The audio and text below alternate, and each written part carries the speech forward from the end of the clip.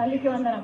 తల్లికి వందనం అనే స్కీమ్ కింద ప్రతి బిడ్డకు, తల్లికి ఎంతమంది బిడ్డలు ఉంటే అంతమంది బిడ్డలకు, చంద్రబాబు గారి మాటల్లో చెప్పాలంటే ఒకరైతే ఒకరికి, ఇద్దరైతే ఇద్దరికి, ముగ్గురైతే ముగ్గురికి, నలుగురైతే 6 మంది ఉన్నా కూడా అని చెప్పారు. 6 మంది ఉన్నా కూడా తల్లికి వందనం పథకం ఏమైంది?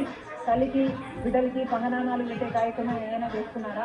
స్కూల్ ఫీజులు కట్టుకునే సమయం అయిపోయింది. మరి ఎప్పుడు చంద్రబాబు గారు దీన్ని అమలు చేస్తారో తలలో ఒత్తులేసుకొని బిడ్డలు తల్లులు ఎదురు. నువ్వు అడిగిన విధానం చాలా బాగుందమ్మా షర్మిల గారు. మొత్తానికి నువ్వు కూటమి ప్రభుత్వంపై సెటైర్ వేయాలి. ఎందుకంటే నువ్వు కూడా కాంగ్రెస్ పార్టీలో మెయిన్ లీడరే. కామ్గా ఉంటే కామ్గా ఉందంటారు. అందుకని ఏదో ఒక విధంగా మాట్లాడాలి కాబట్టి మాట్లాడావు. అయితే తల్లికి వందనానికి పంగనామా, బిడ్డలకు ఎగనామా అనే కామెంట్ విషయంలో తొందర ఎందుకమ్మా? జూలై 22 కానీ 26 కానీ అందరికీ వేస్తారు మన చంద్రబాబు నాయుడు గారు కూటమి ప్రభుత్వం.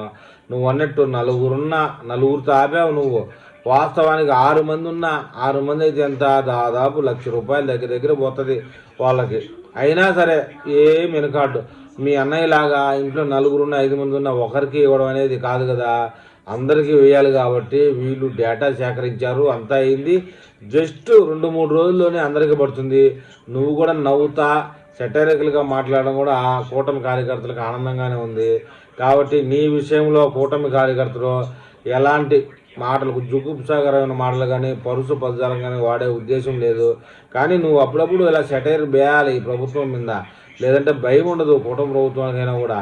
నువ్వు కూడా అప్పుడప్పుడు మాటలతో వీళ్ళని ప్రశ్నిస్తూ ఉండాలనేది మా కోరిక.